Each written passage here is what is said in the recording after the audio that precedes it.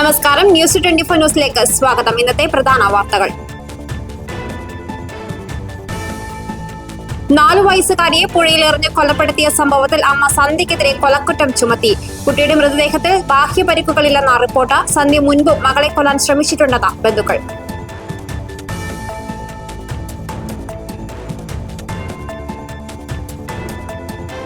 കണ്ണൂർ പയ്യാവൂരിൽ യുവാവിനെ വീട്ടിൽ കയറി വെട്ടിക്കൊന്നു. കാഞ്ഞിരക്കൊല്ലി സ്വദേശി നിതീഷാണ് കൊല്ലപ്പെട്ടത്. സാമ്പത്തിക പ്രശ്നത്തെ തുടർന്നുള്ള തർക്കമാണ് കാരണമെന്ന് പ്രാഥമിക നിഗമനം. അന്വേഷണം ആരംഭിച്ച പോലീസ്.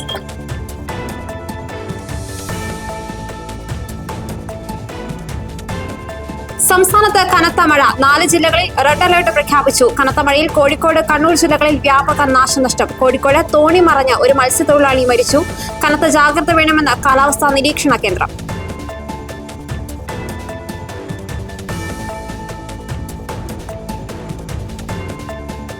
പാലക്കാട് റാപ്പർ വേടന്റെ പരിപാടിക്കിടെയുണ്ടായ തിക്കിലും തിരക്കിലും 1,75,552 രൂപയുടെ നഷ്ടമുണ്ടായതായി നഗരസഭ. പണം ആവശ്യപ്പെട്ട് സംഘാടകർക്ക് പരാതി നൽകി. സംഭവത്തിൽ പാലക്കാട് സൗത്ത് പോലീസും പട്ടികജാതി വികസന വകുപ്പിന് പരാതി നൽകിയിട്ടുണ്ട്.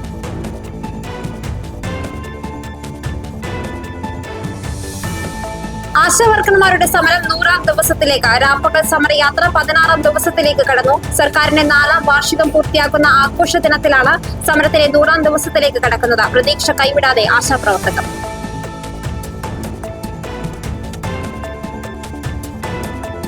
ജസ്റ്റിസ് വി കെ മോഹനൻ കമ്മീഷന്റെ കാലാവധി 6 മാസത്തേക്ക് കൂടി നീട്ടി. മുഖ്യമന്ത്രിയുടെ അധ്യക്ഷതയിൽ ചേർന്ന യോഗത്തിലാണ് തീരുമാനം. സ്വർണ്ണക്കടത്ത് കേസിൽ ഇഡിയുടെ ഇടപെടലുകളാണ് കമ്മീഷൻ പ്രധാനമായും പരിശോധിക്കുന്നത്.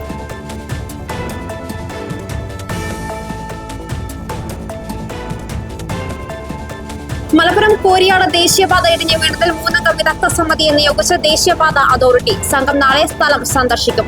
സംഭവത്തിൽ വിമർശനവുമായി പ്രതിപക്ഷം രംഗത്ത്. അതേസമയം മലപ്പുറം തലപ്പാറയിൽ വീണ്ടും വിള്ളൽ രൂപപ്പെട്ടിട്ടുണ്ട്.